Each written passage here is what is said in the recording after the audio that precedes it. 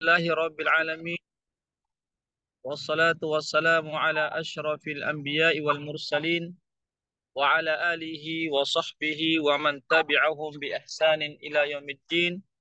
Amma ba'd, ikhwatal Islam rahimakumullah. Pertama-tama kita senantiasa memuji Allah Subhanahu wa taala dan bersyukur kepadanya atas segala limpahan rahmat dan hidayahnya sehingga pada pagi hari ini kita diberikan nikmat hidayah, kesempatan dan kesehatan untuk bertemu kembali di ruang Zoom ini dalam kajian akidah. Salawat dan salam senantiasa tercurahkan kepada junjungan kita Nabiullah Muhammad sallallahu alaihi wasallam beserta keluarga dan para sahabatnya, para pengikutnya yang tetap setia berpegang teguh kepada sunnah-sunnah beliau dan para sahabatnya hingga hari kiamat kelak. Amin ya rabbal alamin. Ikhwatal Islam rahimakumullah. Insyaallah pada pagi hari ini kita masih mengkaji kitab Al-Qaulul Mufid, kitab tentang masalah akidah yang membahas masalah akidah atau membahas masalah tauhid. Ya, eh, kita sampai pada pembahasan tentang lanjutan dari pembahasan tentang masalah jimat dan ruqyah. Ya, kita sampai pada halaman yang ke-186.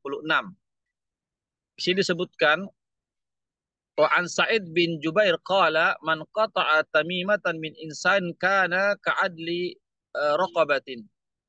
Ya, dari Sa'id bin Jubair berkata, ya, ini salah seorang tabi'in ya, Sa'id bin Jubair katakan,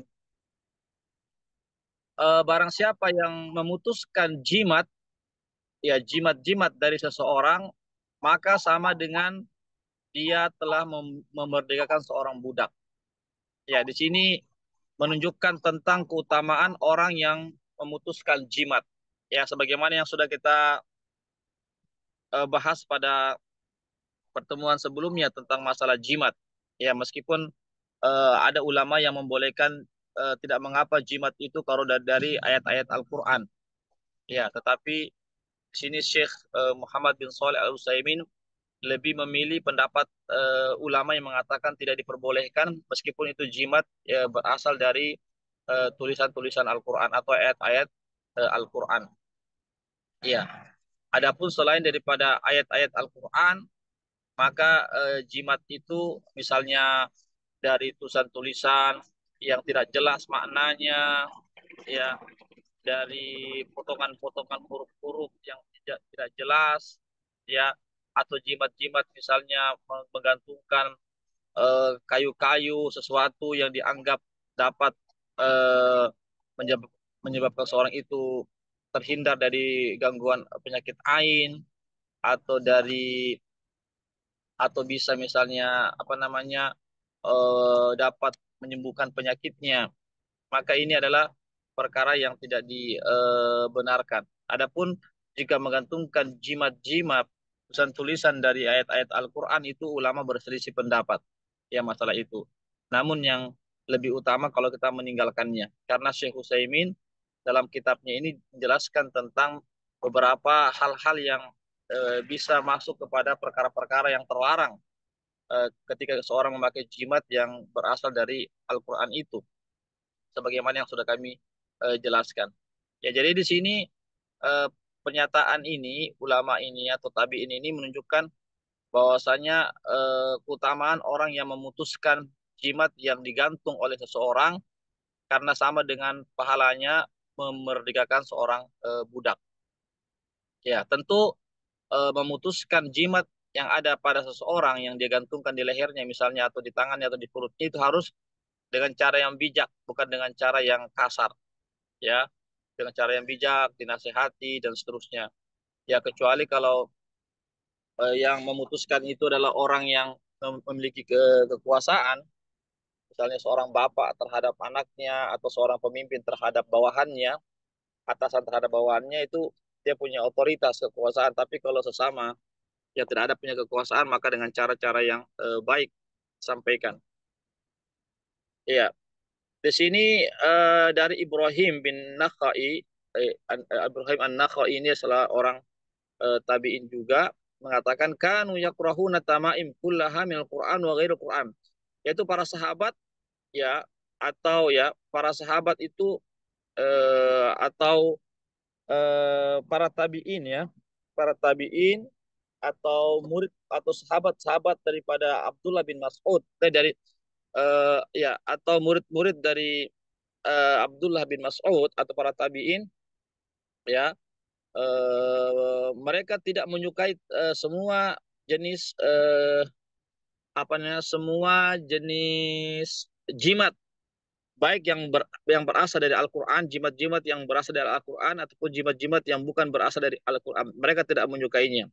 Siapakah itu? Yaitu para sahabat Abdullah bin Mas'ud. Ya, tentu para sahabat Abdullah bin Mas'ud ya atau murid-murid daripada sahabat Abdullah atau murid-murid Abdullah bin Mas'ud.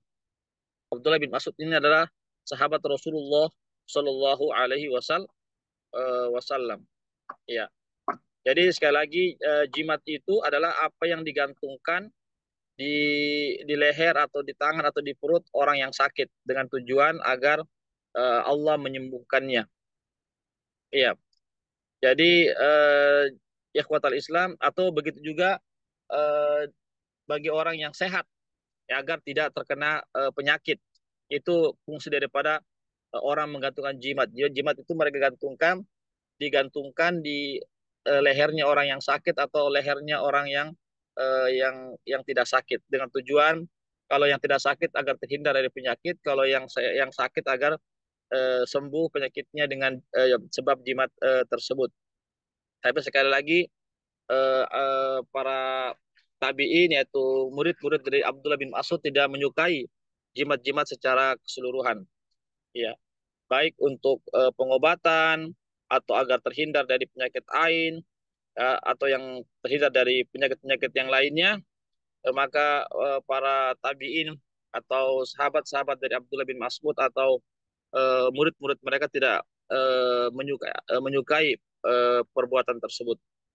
Sama juga jimat-jimat yang di apa namanya yang dikalungkan di leher-leher atau yang dipakaikan di hewan-hewan juga begitu. Itu juga jimat-jimat yang mana para tabiin tidak menyukainya. Ya, ikhwatal Islam, a'azakumullah. Ya itu ya terkait tentang apa namanya jimat jimat. Baiklah, baiklah.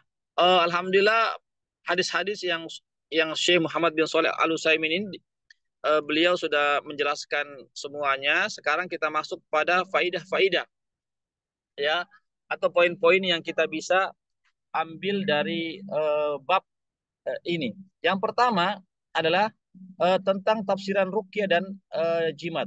Ini sudah dibahas ya, pembahasannya tentang ruqyah apa yang terlarang dan jimat apa yang terlarang. Ya, jadi ruqyah itu tidak semuanya terlarang ya.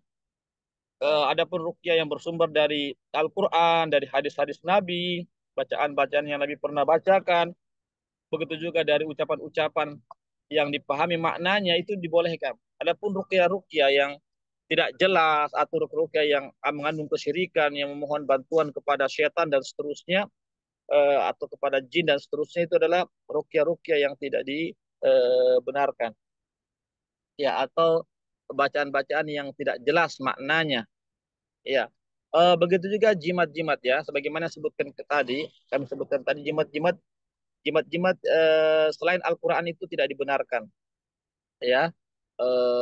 Adapun jimat-jimat yang bersumber dari Al-Qur'an itu yang diperselisihkan para ulama.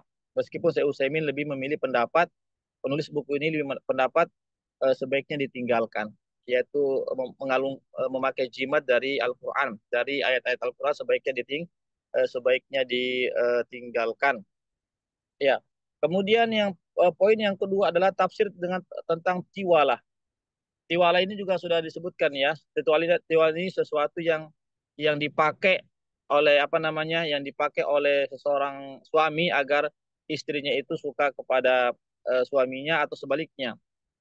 Sesuatu yang dipakai oleh apa namanya, maksudnya ada semacam keyakinan-keyakinan yang dia pakai ya supaya saling ada ketertarikan, kecintaan antara keduanya. Padahal sesuatu itu sekali lagi tidak ada sebab-sebab syar'inya, tidak bisa ditetapkan, dibenarkan dalam dalam syariat, karena tidak ada dalilnya. Begitu juga tidak ada dalilnya, tidak bisa juga ditetapkan berdasarkan hukum akal atau pengalaman-pengalaman. Itu cuma sekedar apa namanya keyakinan-keyakinan yang tidak dibenarkan. Ya, begitu. Ya, itu tentang tiwalah ya, sesuatu yang dipakai ya, yang dipakai agar dia agar suami itu meyakini bahwasanya itu dapat menjadi sebab istri itu terus suka kepada suaminya. Padahal kalau dilihat dari sisi Al-Quran tidak ada dalilnya. Begitu juga dilihat dari sisi medisnya atau dari hasil penelitian, hasil pengalaman tidak ada juga hubungannya. Apa yang hal itu bisa dapat menyebabkan kecintaan di antara keduanya. Ya. Dan sekali lagi sebab itu kan ada dua ya, yang sebagaimana yang Syekh Utsaimin sudah jelaskan. Ada sebab yang bersumber dari Al-Quran, seperti bersumber dari Allah Subhanahu wa Ta'ala, seperti misalnya Al-Quran ya, itu sebab yang ada dalilnya ya, Al-Quran dan Sunnah Rasulullah Sallallahu Alaihi Wasallam. Maksudnya dengan sebab Al-Quran itu, bacaan Al-Quran itu dapat menyembuhkan seseorang. Tentu yang menyembuhkan Allah hanyalah Allah, tapi ada sebabnya. Ya sama juga seperti madu, kan itu ada juga madu kan bisa para ahli dokter, para ahli medis eh, eh, telah membuktikan bahwa madu itu habas sauda misalnya, atau obat-obat medis yang lainnya itu sudah bisa dibuktikan secara ilmiah bahwasanya itu sebagai sebab bisa dapat menyembuhkan atau mengobati seseorang. Itu dibenarkan. Adapun yang dibuat-buat oleh seseorang lalu dia pakai misalnya apakah terbuat dari batu, kayu atau tulang-tulang dari hewan-hewan yang dia yakini ya itu dapat seseorang bisa apa namanya saling mencintai di antara suami istri, itu sekali lagi itu adalah perkara yang tidak dibenarkan dalam Islam. Yang ketiga ya, eh, bahwasanya ruqyah, jimat-jimat dan tiwala itu bagian daripada kesyirikan, bagian daripada kesyirikan. Ya artinya kesyirikan jika rukaya itu ada unsur-unsur kesyirikan. Jika jimat-jimatnya itu ada unsur-unsur kesyirikan, maka itu bagian daripada kesyirikan. Ikhwatal Islam, a'azzakumullah. Ya, kemudian kita kembali ya, bahwasanya ruqyah ya, atau poin yang keempat yang kita bisa ambil petik dari bab ini, bahwasanya ruqyah dengan perkataan yang benar ya, untuk terhindar dari ain atau untuk menghilangkan penyakit ain atau untuk menyembuhkan dari terkenanya sengatan binatang yang berbisa, itu bukan daripada kesyirikan ya. Jadi silakan kita meruqyah, tapi ruqyah dengan ayat-ayat Al-Quran, ruqyah dengan hadis-hadis Rasulullah, ruqyah dengan perkataan seseorang, perkataan kita yang jelas-jelas jelas meminta kepada Allah. Misalnya, ya Allah, sembuhkanlah ya Allah, Engkau Maha Penyembuh. Itu boleh ya. Baik dari untuk menghilangkan penyakit ain atau untuk menghilangkan dari sengatan, untuk menyembuhkan, mengobati dari sengatan binatang yang berbisa. Itu bukan bagian daripada kesyirikan. Yang kelima, annat tamima idza kanat minal Qur'an qad ikhtalafa ulama. Ya. Jimat-jimat yang bersumber dari ayat-ayat Al-Qur'an, yang diambil dari ayat-ayat Al-Qur'an itu lalu dikalungkan di tubuh seseorang atau di hewan, itu ulama berbeda pendapat. Apakah dia bagian dari kesyirikan ataupun tidak? Ada mengatakan dia bagian juga dari kesyirikan, ada mengatakan tidak. Namun sebaiknya jika jika apa namanya jika jimat itu tidak dipakai, itu yang lebih selamat. Karena apa? Karena Nabi tidak pernah mencontohkannya. Para sahabat tidak pernah mencontohkannya, menggantungkan jimat-jimat di atau mengalungkan jimat-jimat di tubuh-tubuh seseorang. Hanya saja para sahabat dan Nabi itu mereka merukyah, ya mereka merukyah apa namanya, jika ada yang sakit dengan bacaan-bacaan, bukan dengan cara menggantungkan. Oleh karena itu lebih selamatnya kalau kita tidak menggantungkan jimat-jimat meskipun berasal dari Al-Quran. Ikhwatal Islam azakumullah. Yang keenam, ya, bahwasanya menggantungkan, ya, menggantungkan apa namanya, al-autar ini ialah eh, sesuatu yang diambil dari bagian tubuh hewan kambing, ya, lalu digantungkan di apa namanya, lalu digantungkan di leher, ya, atau di tubuh daripada hewan-hewan, ya, ya, maka itu bagian daripada kesyirikan juga. Ya, misalnya agar hewan itu tidak terkena penyakit, misalnya agar hewan itu dia terhindar dari musibah dan seterusnya. Ini juga bagian daripada kesyirikan. Kenapa? Karena tidak ada dalil Al-Quran yang menjelaskan tentang kebolehan itu. Tidak ada juga hadis-hadis Nabi. Begitu juga tidak bisa juga apa namanya, tidak bisa juga dibenarkan secara syariat masalah itu. Artinya secara akal, secara penelitian tidak ada bahwasanya bagian-bagian tubuh yang diambil dari hewan kambing itu lalu dikalungkan itu ke hewan peliharaan supaya terhindar misalnya, itu tidak ada dalilnya baik secara akal ataupun secara syariat. Maka itu juga bagian daripada kesyirikan. Ketujuh, ya, ancaman keras bagi orang yang menggantungkan apa namanya, tadi menggantungkan sesuatu di leher seseorang ataupun di leher daripada binatang yang berupa tadi yang mengambil bagian-bagian hewan, ya, mengambil bagian-bagian hewan dari isi tubuh hewan lalu dikalungkan kepada hewan-hewan peliharaan atau kepada seseorang, ya, ada ancaman keras maksudnya, eh, disebutkan di sini, ya, eh, apanya, bahwasanya Nabi kita berlepas diri, ya, dan berlepas diri daripada perbuatan tersebut. Ya, berlepas diri artinya bukan daripada bagian atau ajaran Rasulullah Shallallahu Alaihi Wasallam menggantungkan sesuatu pada hewan-hewan. Ya.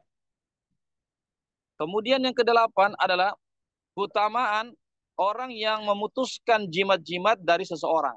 Ya, sebagaimana yang sudah kami sebutkan hadisnya tadi itu, sama seperti seseorang yang memerdekakan budak.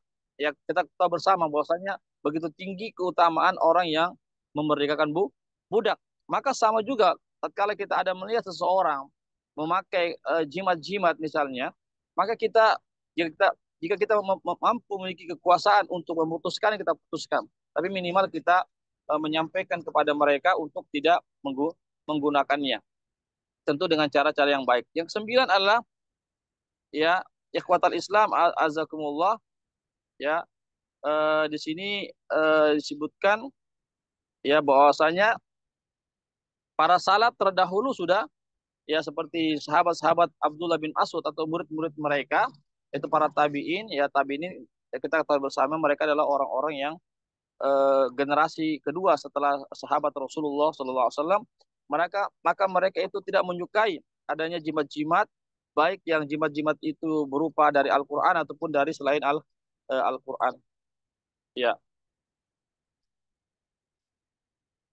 ya. Ikhwatal Islam, azakumullah. Ya, barangkali ini dulu yang bisa kami sampaikan, ya. Ini sudah pembahasan yang terakhir, ya. Insya Allah nanti kita akan masuki lagi pembahasan yang berikutnya, bab berikutnya. Jadi intinya bahwasanya pembahasan kita pada hari ini, ya, sudah beberapa pertemuan kita membahas tentang masalah jimat dan ruqyah. Itu sudah kita jelaskan, ya, mana ruqyah-ruqyah yang diperbolehkan, mana ruqyah-ruqyah yang tidak diperbolehkan, mana jimat-jimat, tapi sekali lagi jimat ini diperselisihkan, ya, yang berasal dari Al-Qur'an. Tapi sebaiknya kalau jimat-jimat itu juga tidak dipakai meskipun berasal dari Al-Qur'an. Sebagaimana yang sudah dijelaskan oleh Syekh Utsaimin pada pertemuan yang lalu, kami sudah jelaskan kenapa sampai jimat-jimat dari Al-Qur'an itu juga, Al-Qur'an pun juga tidak, sebaiknya jangan digunakan. Ya, ikhwatal Islam, azakumullah. Ya, jadi sekali lagi intinya bahwasanya, ya, kita harus menggantungkan diri kita kepada Allah Subhanahu wa taala. Silakan kita mencari sebab, tapi sebab itu harus dibenarkan dalam Islam. Ada dalilnya, Al-Quran As-Sunnah, ya, atau sebab-sebab itu bisa ditetapkan berdasarkan hasil penelitian. Ya, seperti misalnya obat, medis itu kan sudah ditetapkan berdasarkan penelitian, maka itu diperbolehkan. Adapun coba sangkaan-sangkaan tadi memakai kalung-kalung ya dari hewan-hewan yang berasal dari tubuh-tubuh hewan, misalnya, ya, lalu dia berkeyakinan mendapat saling mencintai di antara mereka, di antara suami istri, atau seseorang menggantungkan jimat-jimat dengan apa namanya, atau apakah dengan unsur-unsur kesyirikan, maka ini tidak benarkan. Ya, barangkali ini ya pembahasan terakhir kita, ya, terkait tentang masalah jimat-jimat dan ruqyah. Tapi sekali lagi, silakan kita mencari sebab, baik sebab yang syar'i atau sebab yang bisa diterima secara akal.